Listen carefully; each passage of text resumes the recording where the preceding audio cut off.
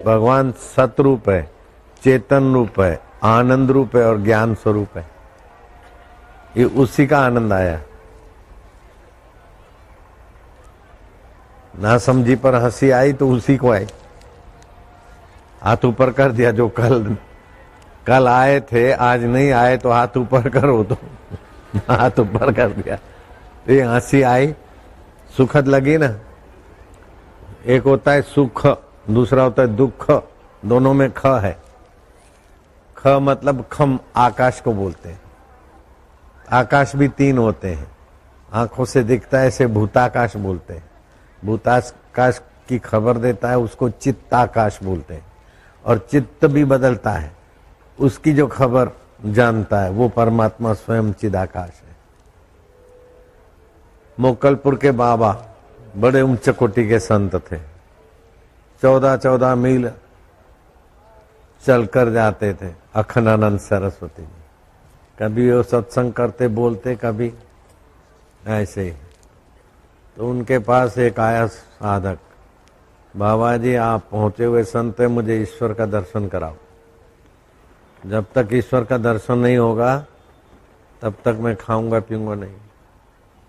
बाबा ने सुना अनसुना कर दिया और वो तो भूखा रहा। एक दिन बीत गया, प्यासा रहा। दूसरा दिन शुरू हुआ, दूसरे दिन की शाम हुई। बाबा ने मानो उसका सुना अनसुना कर दिया।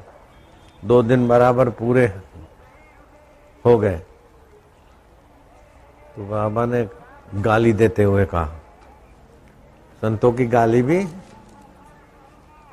प्रसाद ही होती है। बुरी नियत से गाली नहीं बोलते हैं, अपने भाव से गाली देके जोर से डंडा दे मारा। भगवान का दर्शन करेगा। प्रभास्मि सुश्री सूर्य, सूरज और चंदा की प्रभा मैं हूं। वृक्षों में पीपल मैं हूं, वायु में वायु तत्व मैं हूं। पुण्यो गंधम पृथ्व्याम च, पृथ्वी में पुण्य गंध मैं हूं। ये अपना स्वरूप बताया, वो तो मानता नहीं। नया कौन सा भगवान चाहिए तेरे को? डंडा तो लगा, बाहर से लोगों ने देखा वो तो बेचारा, लेकिन उसकी ग्रंथि खुल गई। सब ईश्वर ईश्वर दिखने लगा।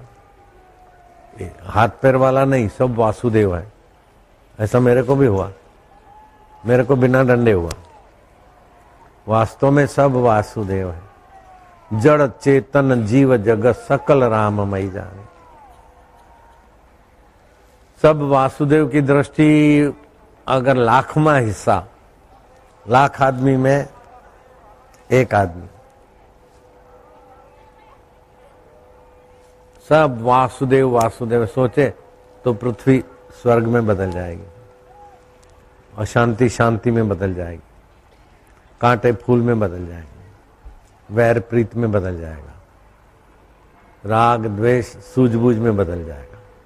वास्तव में सब वासुदेव वासुदेव। जैसे रात को सपने में हम ही हम होते हैं, फिर उसमें कई अच्छे लोग भी दिखते हैं हमारे सपने में, कई बुरे लोग भी दिखते हैं, कई अच्छी चीजें भी दिखती है, बुरी चीजें भी लगती है, बस्ती भी दिखती है, मरुभूमि भी दिखती है, और बस्ती की गटर और नालियां भी दिखती है। लेकिन है तो वही हमारा चैतन्य, एक ही अनेक रूप बना है। ऐसे ही सब ऐसा। रामकृष्ण परमहंस ने मांग के खाने वालों को देखा, बोले ये भी तो नारायण है, दरिद्र नारायण। दरिद्र नारायण का भंडारा करो।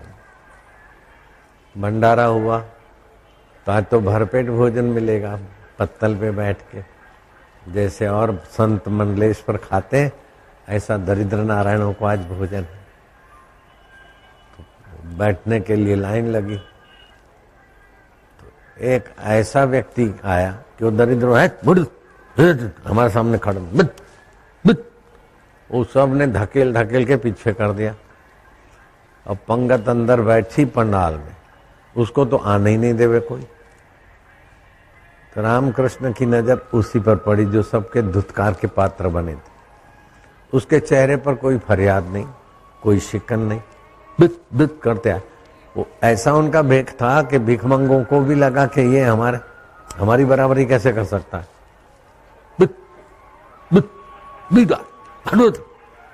नहीं कर, हमारे सामने नहीं। विद्युत ने उनको पंगत में बैठने देने का व्यवस्था ही बंद हो गई। तो वो जो भिखमंगे खा के पत्तले फेंकने गए तो कुत्ता दौड़ के आया और वो जो दुत दुत होकर उपेक्षित हो गए थे वो भी वहीं चले गए।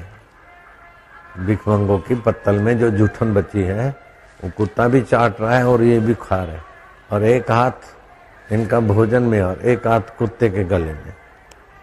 रामकृष्ण देखकर दंग रह गए, कितना अपमान हुआ, कोई प्रतिकार नहीं किया और भिखमंगों की जूठी पत्तल से खा रहे। गौर से देखा, समझ गए कि ये तो परमहंस, परमहंसों के परमहंस। ए हृदय तू बोलता था ना सिद्ध पुरुष सिद्ध पुरुष, वो देख कुत्ते के गले में हाथ डाल के पत्तलों का जूठन खा रहा है, देख सिद्ध पुरुष। उसका मतलब ये नहीं कि सभी ऐसा करे तभी सिद्ध माने जाएंगे, ऐसा नहीं समझना। जाओ उनसे पूछो ईश्वर का क्या स्वरूप है, नम्रता से श्रद्धा से जाना। ये पहुंचे हुए हैं तो हृदय गया, प्रणाम किया। वो जो जूठन भिखमंगों की जूठन की पत्तलें सभा कर रहे थे और कुत्ते के गले में हाथ था, उनको प्रणाम किया। बोले महाराज आत्मसिद्ध पुरुष के लक्षण क्या, आत्मसिद्धि का? अरे बोले आत्मसिद्धि क्या, जैसा गंगा जल ऐसा नाली एक ही ब्रह्म का है, जैसा मान तैसा अपमान, जैसा साफ सुथरा ऐसा ये सब एक ही तो है। इतना ऊंचा ज्ञान और दिखते कैसे? ऐसे कहीं कहीं महापुरुष का मुझे पता चला तो मैं गया था उनके चरणों में दर्शन करने। ऐसे ऐसे पुरुषों को भी देखा, लेकिन जरूरी नहीं कि ऐसी गंदगी में रहे वो ही महापुरुष है। पागल भी रहते, धूर्त भी ऐसा कर सकता है। उसको पहचानने की आध्यात्मिक आंख चाहिए। गुजरात में कप्पड़वंज है, तो कप्पड़वंज में एक पोस्ट मास्टर था, उसको कुछ अनुभूति हुई थी, मैंने सुना था उनकी सराहना, तो मैं उनके पास गया, उनके घर छोड़ के जब साधु बना था तब की बात। तो उन्होंने बोला कि कप्पड़वन में एक और मूर्ति है। मैं कहा कहाँ है? बोले महापुरुष है। महापुरुष का मतलब ये नहीं, साधु संत तो है ही है महापुरुष, लेकिन कैसे कैसे महापुरुषों के पास में गया। बोले वो मोची का व्यवसाय करते हैं, फुटपाथ पे फलानी जगह पे। तो मैं तो वहां फुटपाथ पे गया और जूता सी रहे थे, तो मैं जाके खड़ा हो गया, तो मेरे सामने देखा। मैं उनको देखकर थोड़ा ऐसा किया और मैं हंसा। मैं पूछा ये क्या हो रहा है? उस मोची ने कहा हो रहा है तो माया में हो रहा है, आप तो ज्यों के त्यों हैं। खूब हंसा, मैं भी हंसा, फिर थोड़ी बातचीत हुई। अब भगवान कब किस समय किसके हृदय में प्रकट हो जाए, सो जाने जासु देहु जनाही, जानत तुम ही हो जाए। वो उसे ही वर्ण करता है जो उसको चाहता है, उसके विषय में श्रवण करता है, उसके सिवाय सब कुछ फीका लगता है, उसको वो वर्ण करता है। हनुमान जी के पास अष्ट सिद्धियां थी, 9 निधियां थी, लेकिन हनुमान जी को तड़प थी कि पूर्णता का परमेश्वर तत्व का साक्षात्कार हो, जो सृष्टि के आदि में था, अभी और बाद में भी रहेगा, महाप्रलय के बाद। उस परब्रह्म परमात्मा का साक्षात्कार करने के लिए हनुमान जी राम की सेवा में लग गए, बिन शर्ती शरणागति। हनुमान जी साधारण तो नहीं थे, बाल ब्रह्मचारी थे। राम जी और लखन को कंधे पे उठा के उड़ान भरते थे, रूप बदल के राम जी की परीक्षा ले रहे थे। राम काज बिन कहाँ विश्रामा, ऐसे कर्मनिष्ठ भी थे, निस्वार्थ कर्म योगी थे, भक्त भी थे। ज्ञानी नाम अग्रगण, ज्ञानियों में अग्रगण हनुमान जी माने जाते हैं। लेकिन वे भी इस तत्व ज्ञान को पाने के लिए बिन शर्ती शरणागति राम जी की ली। और सारी रामायण के विषय में तो आप लोग जानते हैं। जब अयोध्या में श्री राम जी राजाभिषेक हुआ और विभीषण ने कीमती, अति कीमती हीरे मोती जो भी होंगे, अत्यंत कीमती हार दिया उनको भेंट में, तो राम जी ने वो हार बड़े में बड़ी ऊंची सौगात हनुमान जी को दे दी। और हनुमान जी वो मोती तोड़ तोड़ के फेंकने लगे। तो जो जवेरी थे वो सोचे कि ये इनको तो जमरूक दे देते, सेव फल दे देते, केले दे देते 1 डजन, ये हीरे क्या जाने। हनुमान जी फेंक रहे इतने कीमती हीरे। लेकिन हनुमान जी जो जानते थे वो जवेरी कुछ नहीं जानते थे। और जिसमें परब्रह्म परमात्मा का अनुभव न हो, जिसमें अंतरात्मा की तृप्ति न हो, अंतरात्मा की चमक न हो, ये चमकीले पत्थर मेरे किस काम में आएंगे। एक एक उठ तोड़ तोड़ के देखते, तोड़ते जाते, फेंकते जाते, जिसमें तो मेरा स्वरूप नहीं दिखता है। तो राम जी समझ गए कि हनुमान जी की भूख जगी। सीता जी को कहा कि तुम उपदेश दो। माया से पार होना है तो माया के रूप का उपयोग किया राम जी ने, सीता जी ने उपदेश दिया। बाकी का राम जी ने भी कुछ। फिर राम जी ने पूछा, हनुमान जी अब हम कैसे लगते तुमको? प्रभु जी व्यवहार दृष्टया स्वामी तो सेवक हो हम, आप स्वामी हो, मैं सेवक हूं। सृष्टि दृष्टि से आप ईश्वर है, मैं जीव हूं। और तत्व दृष्टि से तवैवा हम, जो तुम हो वो मैं ही हूं, जो मैं हूं वही तुम हो। हनुमान जी तुमको पूर्ण बोध हो गया, ब्राह्मी स्थिति हो गई। पूर्ण गुरु की कृपा मिली,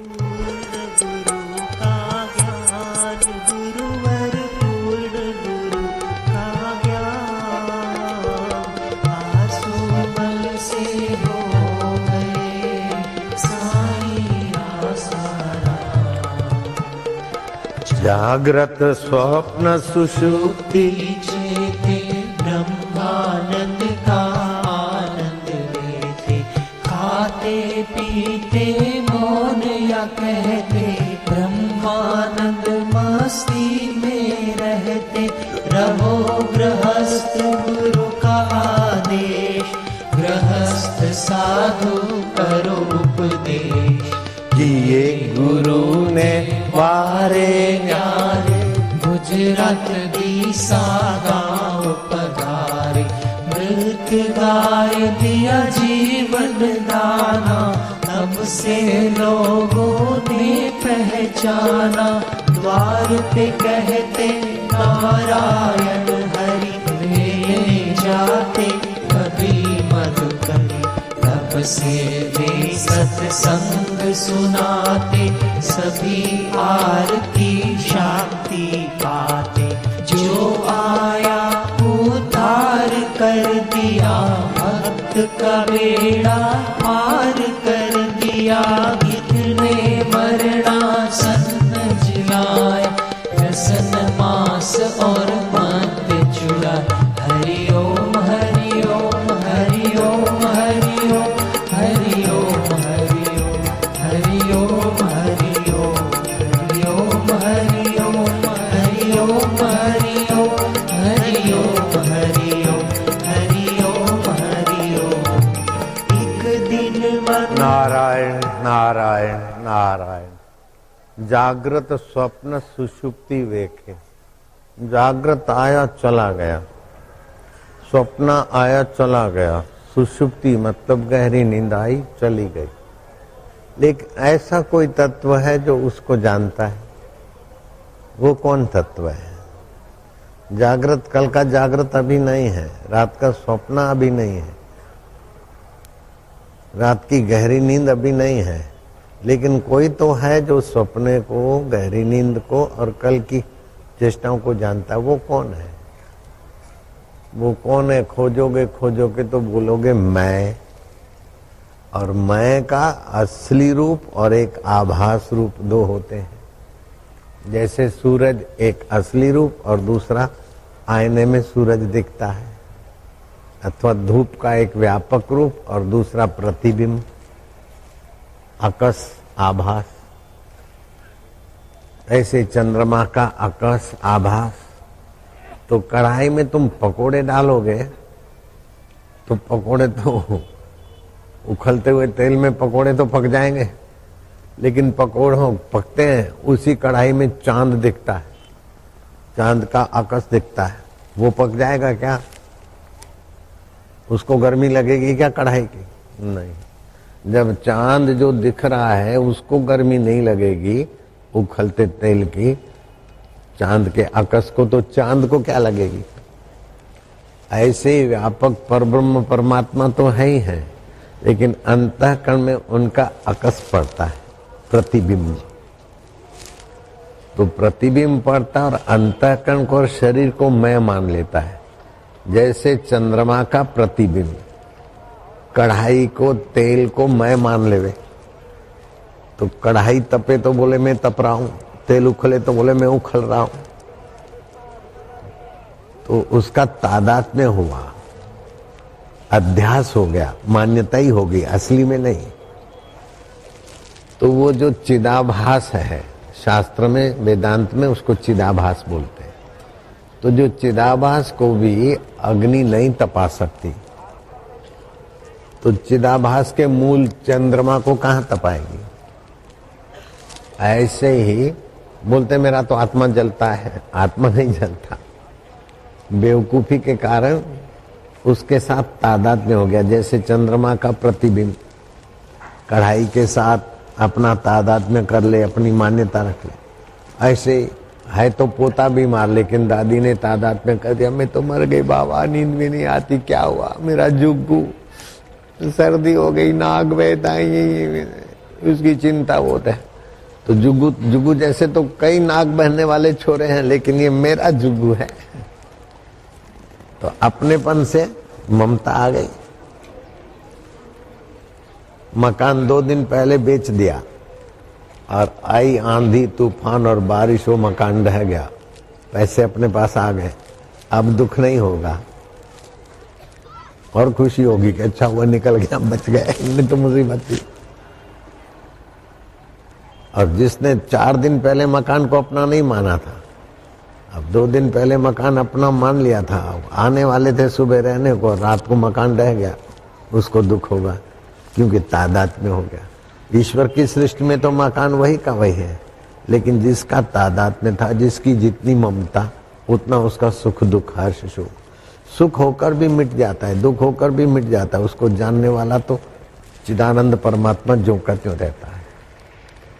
तो हम लोग गलती क्या करते हैं? धार्मिक होते हैं, तीर्थ में नहाते, बहुत ऊंची चीज है, और तीर्थ का फल यह है कि आत्म तीर्थ में ले जाने वाले सत्संग में पहुंचे, वो भी मिला।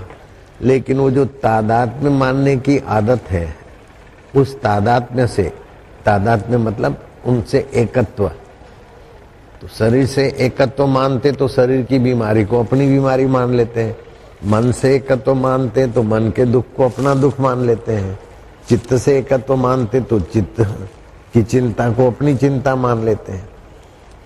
तो कैसा करते हैं? जैसे कढ़ाई में आया हुआ चंद्रमा एकत्व मान ले, तेल से, पकोड़े से, कढ़ाई से, ऐसे ही ये जीव चेतन विमल सहज सुख राशि, ये चेतन है, विमल है, सहज सुख राशि है। बंध्यो जीव मरकट की नाई, जैसे मरकट माना बंदर,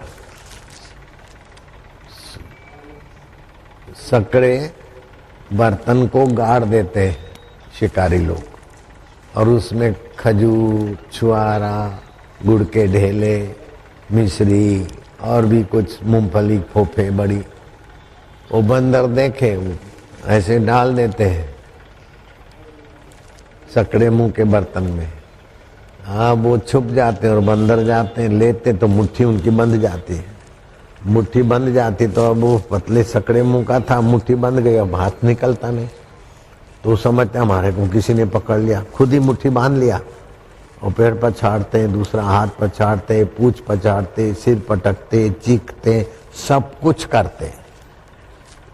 घबराकर डबल भी कर लेते, सिंगल भी कर लेते, लेकिन जो करना चाहिए वो नहीं करते। करना क्या चाहिए कि जो मुट्ठी पकड़ी है वो खोल देगा और फिर एक एक दाना करके खाए तो सब मालूम उनका, लेकिन वो नहीं करते। तो मुट्ठी पकड़ते तो क्या मुट्ठी उनकी बनी रहती है? नहीं, वो शिकारी आते बंदर फंसाने वाले, उसके गले में फंदा बांधते और मुट्ठी पर जोर से हाथ पे डंडा मारते तो मुट्ठी खुल जाती, लेकिन फिर घर घर भीख मंगवाते रहते। ऐसे ही मेरा मेरा मेरा तो पकड़ते तो नहीं है, मृत्यु रूपी मदारी आता है और सब छुड़ा देता है, लेकिन मेरे मेरे की वासना न छूटने के कारण फिर उसी माहौल में बेचारा भटकता है। तो मेरा मेरा कहने की सत्ता उस चैतन्य से आती है।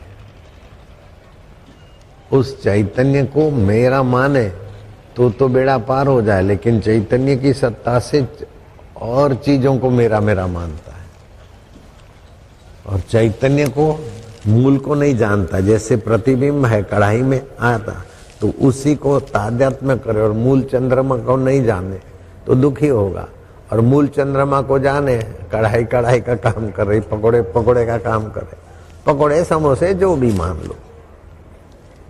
ऐसे ही दुख मन में आया, चिंता चित्त में आई, बीमारी शरीर में आई, हम हैं अपने आप हर परिस्थिति के बाप। इतना अपमान हुआ उस संत का, भिखमंगों ने अपमान कर दिया, चित्त में दुख नहीं हुआ।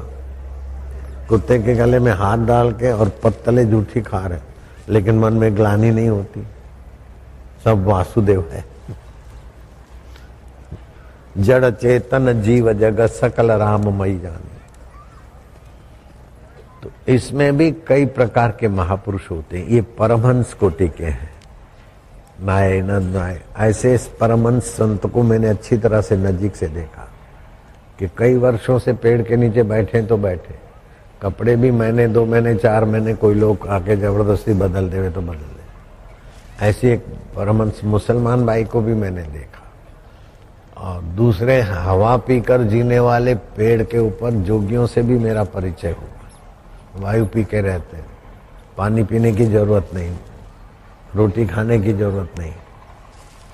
हरिद्वार सप्त सरोवर की झाड़ियों में, अब तो वो झाड़ियां कम हो गई, पहले उधर बहुत साधु रहते थे।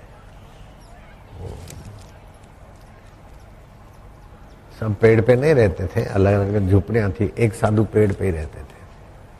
तो उनसे मैं 135 साल के थे। दूसरी एक साध्वी माई थी, माता जी, वाह वाह, वो भी अभी उसका शरीर शांत हुआ, 138 साल की उम्र थी उसकी। उसने बताया कि मैं बद्रीनाथ में 12 महीना रहती थी और 25 साल रही, वो सच्ची बात है। तो जब पट खुलने वाले थे तो गंगोत्री से 3 साधु आकाश मार्ग से आए, पद्मासन पे बैठे, योग सिद्धि से। जब बद्रीनाथ भगवान के दर्शन के लिए उतरे तो पूरी बद्रीनाथ की बजा बंद हो गई। उसने आज से मेरे को 30 साल पहले का होगा, और 30 और 25, 55 साल पहले की घटना होगी, 60 साल पहले की। तो शास्त्रों में तो जानते कि योगी आकाश गमन करते हैं ये वो, लेकिन ऐसे योगी पुरुष कभी कहीं होते भी हैं। दूसरा, ये शरीर में रहे और इस शरीर से निकलकर दूसरे शरीर में प्रवेश हो, उनकी घटना तो यहाँ मैं पहले सुना के गया था। जो तीर्थ में कष्ट सहकर अपना नियम करते और दान का नहीं खाते, दुराचार नहीं करते, व्यभिचार नहीं करते, तीर्थ के नियम पालते हैं उनके तो एक ही जन्म में कई कई जन्मों के पाप भी मिट जाते हैं और कई ऊंचे लोगों की प्राप्ति भी हो जाती है। कुंभ स्नान का तो बड़ा महत्व है। तो खैर अपन बात करेंगे उस राजा के मृतक शरीर को देखकर गोरखनाथ द्रवित हो गए कि गुरुजी इनको जीवन दान मिले। गुरुजी ने क्षण भर ध्यान किया, बोले वत्स ये धर्मात्मा राजा था और ओमकार का जप करता था, इसीलिए इस ब्रह्मांड को लांघ कर वो चला गया है। इसको जीवित करना अपने बश का नहीं रहा। इस ब्रह्मांड में होते तो मैं बुला लेता। तो जोगी गोरखनाथ ने कहा गुरुजी आज्ञा दीजिए मैं इस राजा में प्रविष्ट हो जाऊं और रानी को एक आध बेटा मिल जाए, 12 साल तक रहूं, फिर उस बेटे को राजगद्दी दे के आऊं। बोले तू युवा योगी है, इस झंझट में मत पड़, ये काम मैं कर लेता हूं, जो आज्ञा गुरुजी।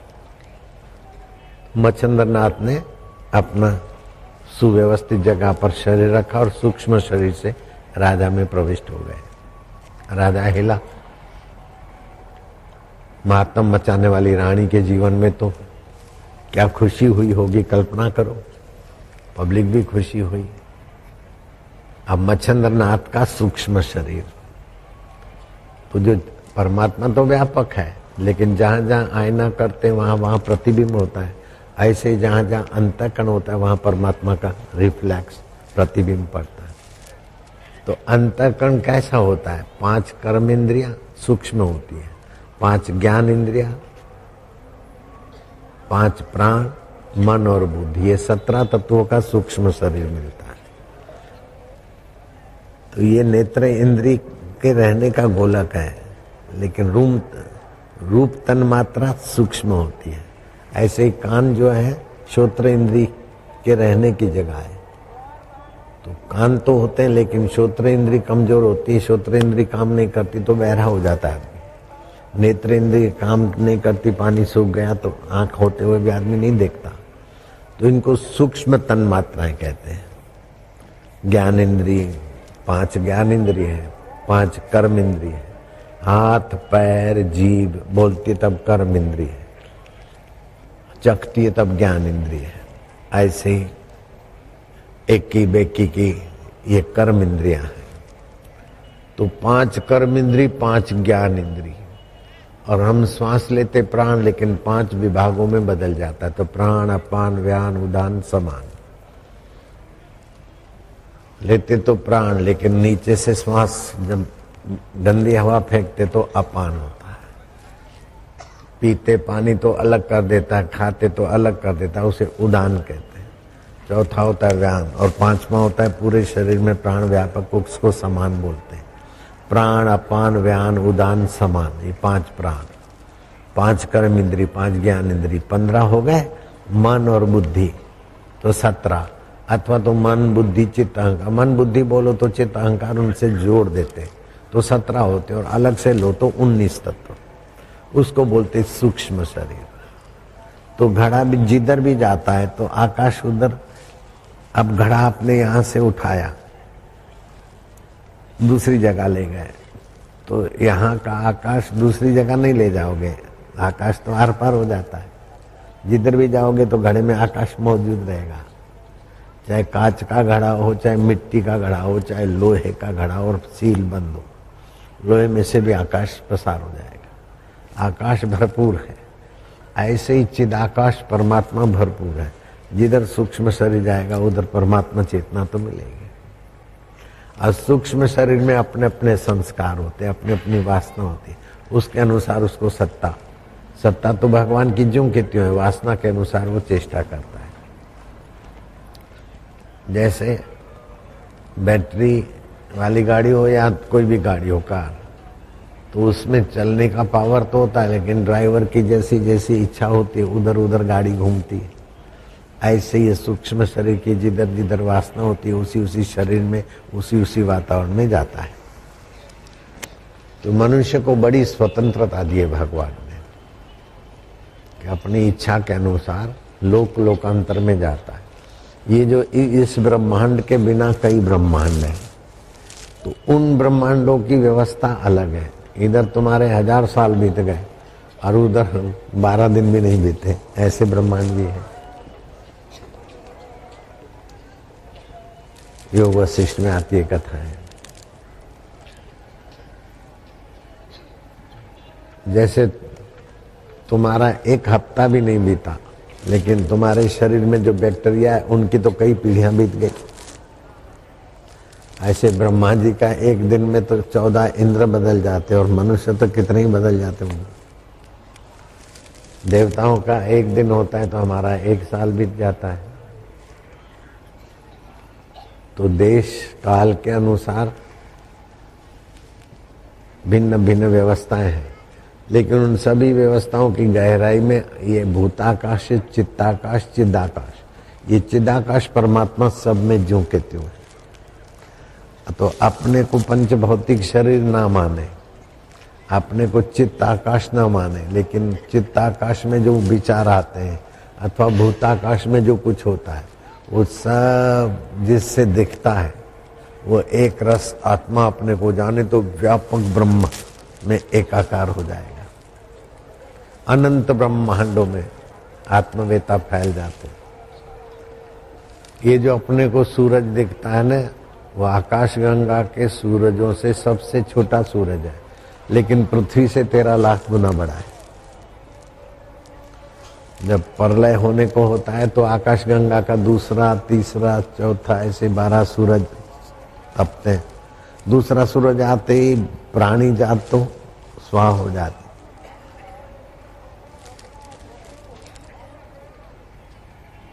जिसको विज्ञानी बोलते आकाश गंगा, वो अपने शास्त्रों में तप लोक से वर्णित है। आग ही आग, तपनी तपनी।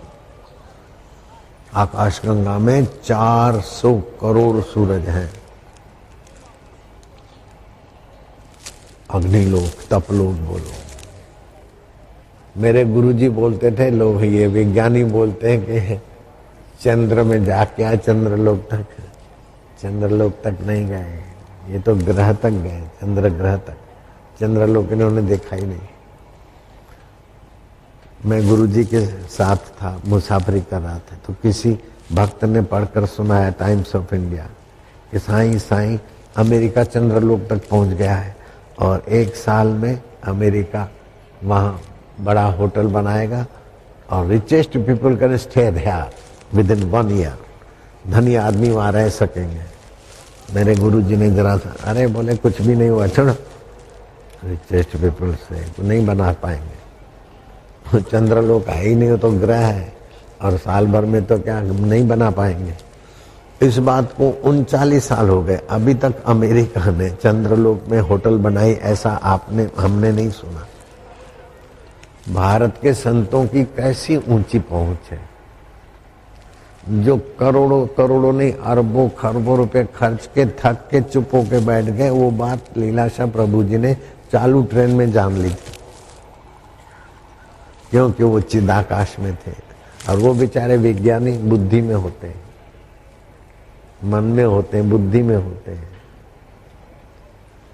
तो बुद्धि मन तो बाहर का जानेगा, लेकिन जो स्वयं में बैठे हो तो अनंत ब्रह्मांड का जान लेते। जन्मेजय को भगवान वेदव्यास, परीक्षित की कथा, परीक्षित सुखदेव परीक्षित की भागवत में कथा आती ना, तो राजा परीक्षित भगवान के धाम में चले गए तो उनका बेटा जन्मेजय कथा सुनता था और किसी कारण उसने कथा में शंका कर दी तो उसको कोढ़ हो गया। तो फिर व्यास जी के पास गया तो व्यास जी ने कहा, तुम्हारी बुद्धि में समझ ना आए तो उसको झूठा बोलना ये तुम्हारा अपराध है।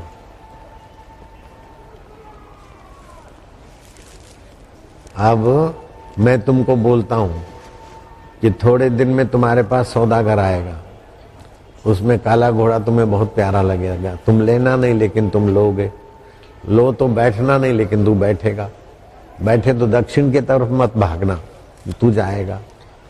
और नदी के किनारे एक सुंदरी बैठी होगी, तू उससे बात नहीं करना लेकिन करेगा, बात करे लेकिन घोड़े पर साथ में बिठाकर मत लाना, लेकिन तू लाएगा। साथ पे लाए तो लाए लेकिन उसे विवाह मत रचना, लेकिन तो विवाह रचेगा। और फिर बड़े बुजुर्ग ब्राह्मण किसी संत के दर्शन के लिए चले जाएंगे छोटे छोटे छोरे टाइप होंगे, उनके द्वारा तो विवाह का कार्य संपन्न कराएगा। और वो तेरी जो ललना है वो ब्राह्मणों को परोसोगी तो जोर की हवा लगेगी और उसका दुपट्टा उड़कर वो ब्राह्मणों की पत्तल पे गिरेगा और वो ब्राह्मण छोरे छोरे हैं युवक हंसी उड़ाएंगे। तू तलवार नहीं निकालना लेकिन तू तलवार निकालेगा, उनका सिर मत काटना लेकिन तू काटेगा और उसे तुझे ब्रह्म हत्या लगेगी। संभल सके तो संभल। बोले महाराज आपने कह दिया, अब मैं वो घोड़ा लेने वाला ही नहीं हूं।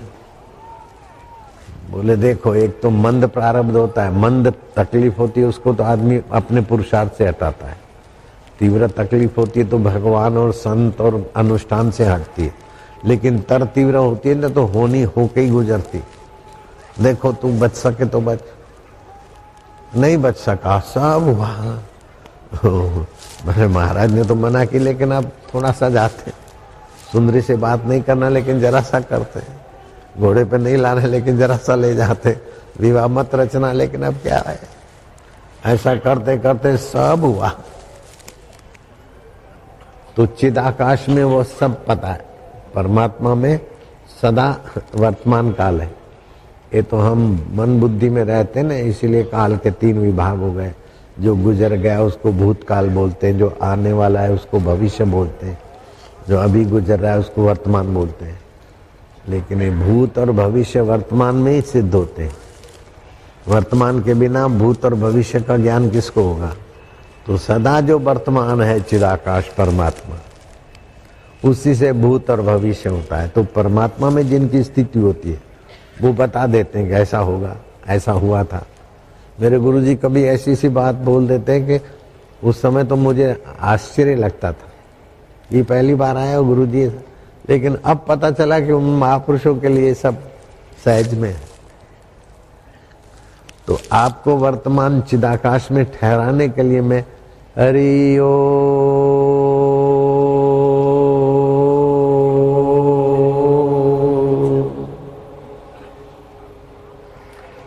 तो हरिओम का ह और आखिरी में म, उसके बीच संकल्प विकल्प नहीं होता, भूत भविष्य नहीं होता, वर्तमान स्थिति होती। 15, 20, 25 मिनट रोज करो तो आप वर्तमान तत्व में चिदाकाश में थोड़ी विश्रांति पाओ, उससे सामर्थ्य आएगा, उससे भगवान का आनंद प्रकट होगा और बुद्धि में विलक्षण लक्षण प्रकट होने लगेंगे। फिर आप 3 पढ़े हो चाहे 1 पढ़े हो, चाहे लालजी महाराज अथवा मेरे गुरुदेव की नाई, स्कूल में एक दिन भी नहीं रुके। हमारे मित्र संत थे, एक दिन भी स्कूल में नहीं रुके। मास्टर ने दबाव डाला तो मास्टर की देख करके वापस आए। बड़े अच्छे संत थे। हमारे गुरुजी भी शायद एक दिन रुके होंगे कि नहीं, वो साइन करते थे ना तो मैं देखता था। मैं कह सकता हूँ कि गुरुजी शायद 1 दिन 2 दिन रुके होंगे कि नहीं। साइन करने में, अक्षर लिखने में गुरुजी को समय लगता था। हम तीसरी पढ़े तो हमको समय नहीं लगता, लेकिन गुरुजी कितना पढ़े होंगे। सारी पढ़ाइयाँ जहाँ पूर्ण हो जाती, ऐसा पढ़े हुए महापुरुष के लिए हम कैसे कह सकते कि गुरुजी नहीं पढ़े थे। सारी पढ़ाइयों के मूल में पहुंचे थे। ब्राह्मी स्थिति प्राप्त कर, हमारी पढ़ाई यहाँ आप लोगों की यहाँ ये ग्रेजुएशन कुछ भी नहीं है उसके आगे। तो गुरुजी उसमें स्थित थे तो उनके लिए तो तुरंत राम सुखदास महाराज भी तुरंत बात बता देते, और भी दूसरे कई संत। आप भी वहां पहुंच सकते हैं। वास्तव में सभी वहां पहुंचे हुए हैं, लेकिन वहां का पता नहीं। हर तरंग पानी से जुड़ा है, ऐसे सभी का मन परमात्मा से जुड़ा है, लेकिन बाहर भाग भाग के तुच्छ हो गया। रात्रि को आते हैं तो बेहोशी में, अज्ञानता में चले जाते हैं, लेकिन रात को भी अगर होश में आकर परमात्मा के निकट पहुंचो तो आपकी निद्रा योग निद्रा हो जाएगी, आपका कर्म कर्म योग हो जाएगा। इसलिए मुझे 75 साल हो गए ना, तो मैं लंबा चौड़ा भाषण या सत्संग विस्तार वाला नहीं करना चाहता हूँ। बस कट टू कट, जल्दी में जल्दी लोगों को फायदा हो जाए। इसलिए ओमकार की साधना, दीर्घ प्रणवा का जाप, अथवा रात को सोते समय दीक्षा में बता देता हूँ ऐसे नींद करो, तो तुमको समय कम में जल्दी अनुभव हो जाए, कम समय में तुम्हारे विकार भाग जाए, कम समय में तुम्हारे पाप बाप कट जाए, कम समय में तुम्हारी समस्याओं का समाधान। क्योंकि मेरे पास अब निवृत्ति का जीवन आ रहा है ना। नानक जी 60 साल में निवृत्त हो गए, मुझे 75 हो गए। तो मैं चाहता हूं कि जल्दी से जल्दी साधक उन्नत हो जाए और फिर मैं एकांत में। जितना आप परमात्मा में विश्रांति पाते हो उतना प्रकृति में आपका अधिकार जम जाता है, उथल पाथल हो जाता है। जीव की और ब्रह्मवेता की क्या पहचान है? जीव को कुछ भी है तो कर्म करना पड़ता है। भगवान और भगवान को पाए हुए महापुरुष का खाली संकल्प प्रकृति में काम कर लेता है। बरसात नहीं हो रही है बाबा, ऐसा है ऐसा है। बोले अच्छा जाओ इंदिरा को बोल देना गाय कटती है, गायों की हत्या है इसीलिए दुखी हो रहा है देश, गायों की हत्या बंद कराओ। बाबा वो तो ठीक है लेकिन मैं अभी बना हूँ सिंचाई मंत्री और लोग सोचते कि कैसा मंत्री है, काल पड़ गया। बोले अच्छा मैं बाबा खड़े थे, देवरहा बाबा, नाम जानते हैं देवरहा बाबा का? तो हाथ ऊपर करो। मैं तो उनसे मिला था 2 बार, बड़ा स्नेह किया था, बड़े ऊंचे कोटि के संत थे। जहाँ खड़े थे बालू में, बोले ले गठरी बांध ले। बालू की गठरी बांधी तो उनका सेक्रेटरी उठा रहा था। बोले नहीं ये मंत्री बना है, ये उठावे ना, परिश्रम का पता चले, इनका काम है। तो मंत्री ने उठाई वो गठरी, गाड़ी में रखी। बोले तेरे पास तो हेलीकॉप्टर है, बड़ा मंत्री है सिंचाई मंत्री, जिस राज्य में अकाल पड़ा है वहां छिटकाव कर देना, हो जाएगी बारिश। और बारिश हो गई।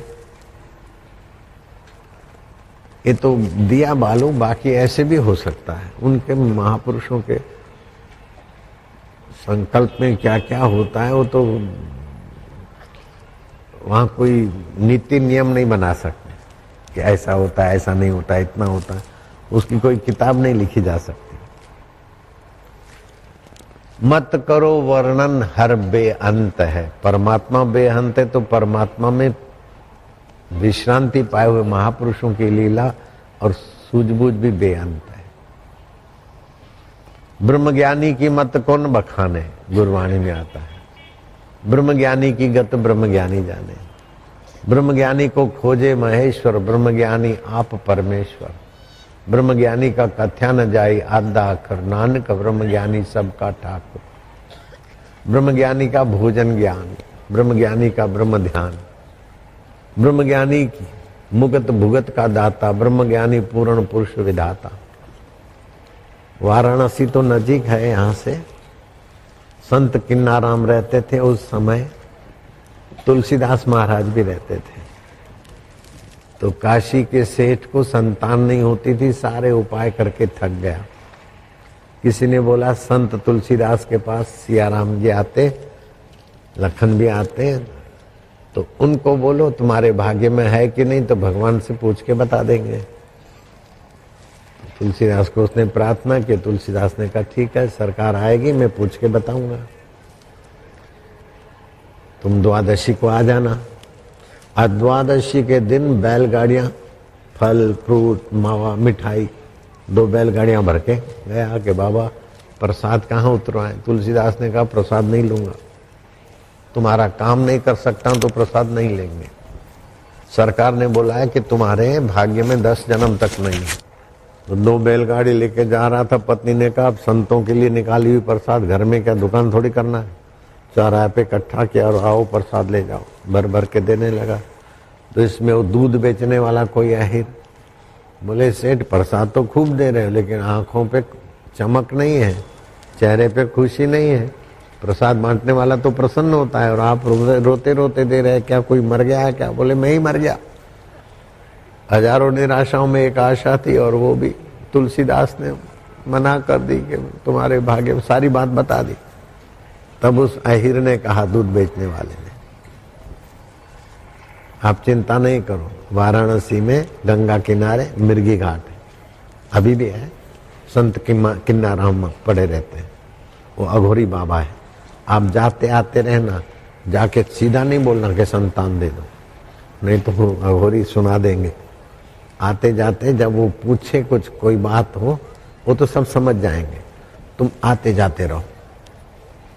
आते जाते समय हो गया।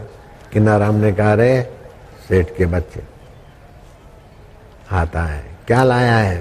बोले 10 पूरी है। बोले 10 है, लाओ। खाया, बोले 10 दिए। जितनी पूरी थी उतने बेटे दिए। अब साल भर में तो 2 बेटे आ गए। भाई ने कहा तुलसीदास के यहाँ पहले ले जाएंगे, फिर किन्नाराम के यहाँ। पहले तुलसीदास का आता है निवास। तुलसीदास ने पूछा, ये गोद में लिए क्या? भाई ने कहा, नहीं, मेरे खून से सींचे गए। आपने तो बोला 10 जन्म तक नहीं आएगा, लेकिन किन्नाराम ने बोला 10 दिए, तो 20% तो पेमेंट हो गया। 2 आ गए ना, तो 100 में से 2 आए तो 20% आ गया ना। तुलसीदास को लगा कि मेरे को तो राम जी ने बोला 10 जन्म तक नहीं है, और किन्नाराम ने बोला 10 दिए, तो 2 तो हो ही गए। प्रभु जी कब पधारेंगे मैं यही पूछूंगा। प्रभु जी से पूछा तो प्रभु ने कहा, तो तुमने तो पूछा उसका बैलेंस कितना है, उसके भाग्य में है कि नहीं। और किन्नाराम ने तो चिट्ठी फाड़ दी, तो फिर पूरा करना पड़ता है ना। तब से वो कहावत हो गई, जो न करे राम सो करे किन्नाराम, जो न करे राम सो करे किन्नाराम।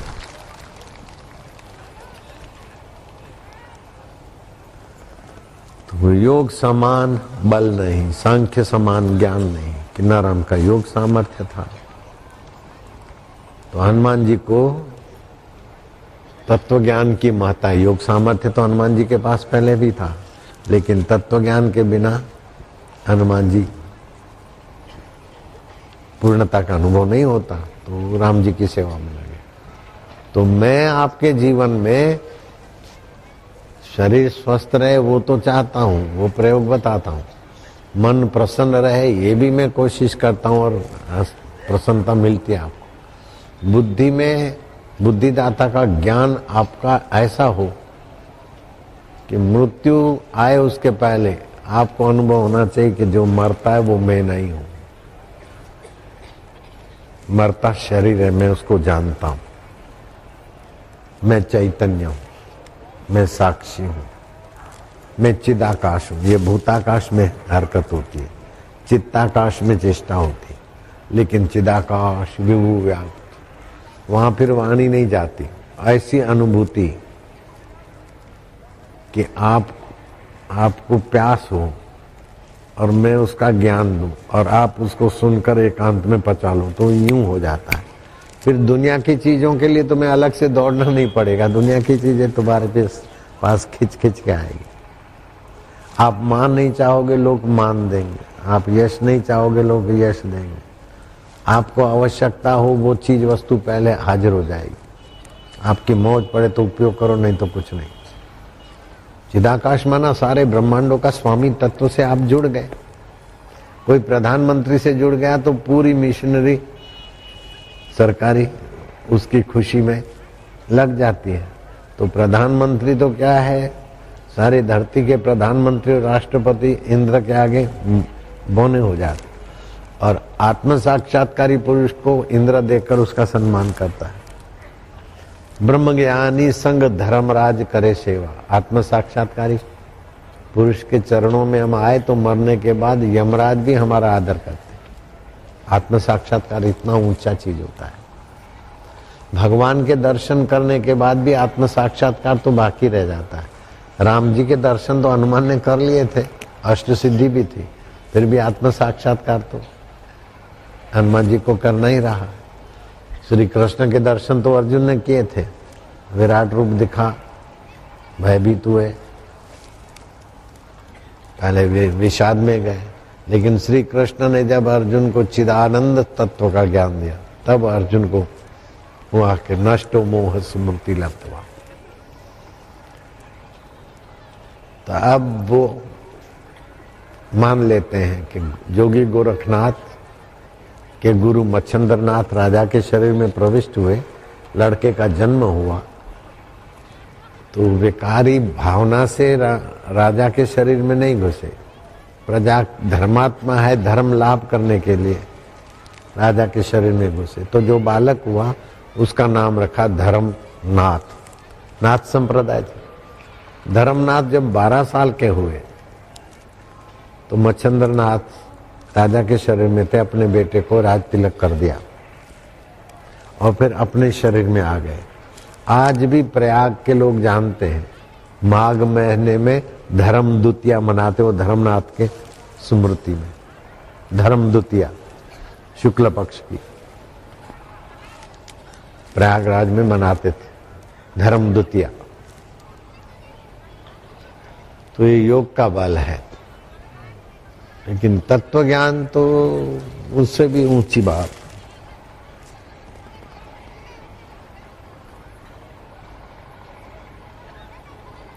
सारे तीर्थों में उसने स्नान कर लिया, सारे यज्ञ कर लिए, सारे तप कर लिए, सारे दान दे दिए, सारे पितरों का सद्गति कर लिया। जिसने एक क्षण भी ब्रह्म परमात्माओं का ज्ञान सुनकर उसमें विश्रांति पाई।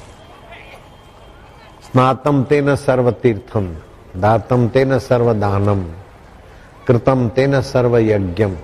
उसने सारे तीर्थ कर दिए, सारा दान दे दिया, सारे यज्ञ कर लिए। ये न क्षणम मनः ब्रह्म विचारे स्थिरम कृत्वा। एक क्षण के लिए भी उस ब्रह्म परमात्मा का ज्ञान में मन को विश्रांति दिलाई।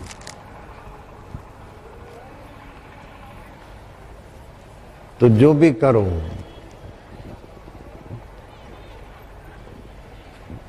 तो सभी के रूप में वही परमात्मा चैतन्य चिदाकाश। इससे आपका ज्ञान जल्दी जागृत हो जाएगा, आपका भाव शुद्ध हो जाएगा। जिधर जाना है ना उधर की अभी भावना करो तो जल्दी पहुंच जाओ। सब वासुदेव है, सब हरि का रूप है। तो मोकलपुर के बाबा ने मारा डंडा तो साधु को, जो बोला था ना ईश्वर की प्राप्ति किए बिना नहीं जाऊंगा। ये चंद्रमा, ईश्वर बोलते मैं चंद्रमा हूं, मैं सूरज हूं, मैं हवाएं हूं, वृक्षों में पीपल मैं हूं, पृथ्वी में गंध गुण मेरा है। तो उसको तो मानता नहीं। नया भगवान कौन चाहे धड़ा, उसको पता चल गया वास्तव में सब वासुदेव वासुदेव।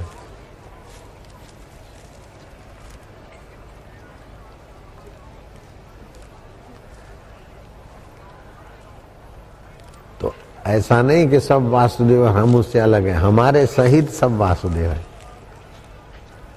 तरंग को मारो डंडा और उसको बोलो तू पानी है, वो तो पहले ही थी, पता चल गया तो अब मैं समुद्र हूं। ऐसे ही वो साधक बोले हाँ मैं ब्रह्म हूं, मैं चैतन्य हूं, आनंद हूं, मैं अमिट हूं, मेरे को कोई मार नहीं सकता। ये शरीर तो जिंदा नहीं रहेगा, फिर भी करोड़ों शरीरों में मैं हूं, और सारे शरीर महाप्रलय हो जाए फिर भी मैं रहता हूं। ऐसा अनुभव होता है। मरने का भय नहीं होता, जीने की वासना नहीं होती, मान की इच्छा नहीं होती और अपमान से पीड़ा नहीं होती, सुख की लोलुपता नहीं होती और दुख आपको दुखी नहीं कर सकता। ऐसे आप जीवन मुक्त हो जाते हैं, जीते जी मुक्त हो जाते हैं। 5 प्रकार की मुक्तियां होती है, 4 प्रकार की मुक्तियां तो मरने के बाद होती है, वो साधारण मुक्ति। लेकिन जीवन मुक्ति तो जीते जी होती है, वो महान मुक्ति है। आप पूजा करते अच्छा है, जो भी सत्कर्म करते, लेकिन ईश्वर के होकर करोगे ना तो बड़ा सरल हो जाएगा।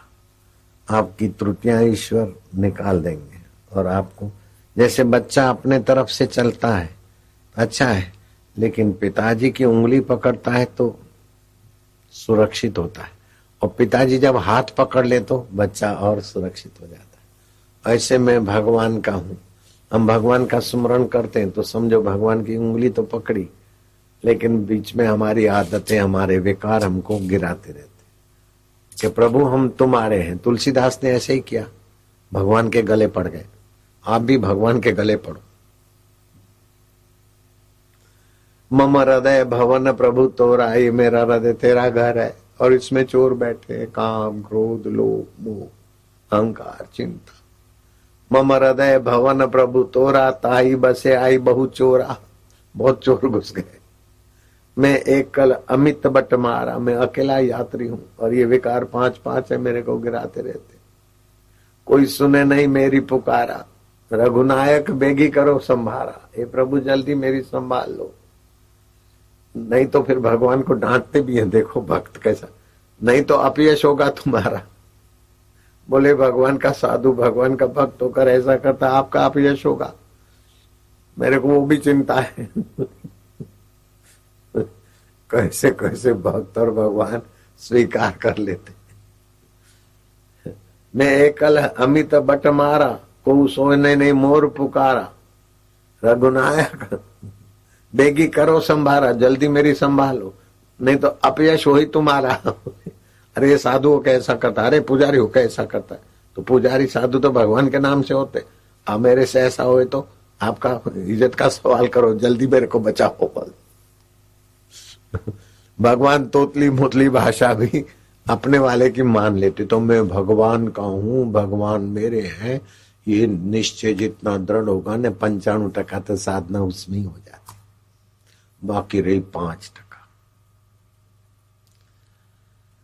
उसमें 3% तो आप अनुष्ठान और सत्संग आदि, 2% विश्रांति योग। बस। और विश्रांति योग की ऐसी तरकीब है कि आपको लगेगा करे रे हम इतना दिन क्या कर रहे थे। आप रोज नींद करते, लेकिन नींद को विश्रांति योग बना लो। रोज कर्म करते, कर्म को कर्म योग बना लो। बस। कर्म किए बिना तो नहीं रह सकते, उसमें कर्म में योग जोड़ दो। नींद किए बिना नहीं रह सकते, उसमें नींद योग जोड़ दो। बस। नींद कंपलसरी है, कर्म भी कंपलसरी है। जो स्वाभाविक होता है उसमें खाली योग जोड़ दो। बस। मुफ्त में दोनों हाथ में लड्डू, दाढ़ी की दाढ़ी, बाबा का बाबा। मेरे को तो ऐसा मिल गया खूब, दाढ़ी की दाढ़ी, बाबा का बाबा, मुफ्त में मिल गया खजाना। कंगाल आदमी अरबोपति होना चाहे तो मर जाएगा मेहनत कर करके, लेकिन अरबोपति के गोद में चला गया तो उसी दिन अरबोपति हो गया। ऐसे आप तो भगवान के गोद में चले जाओ।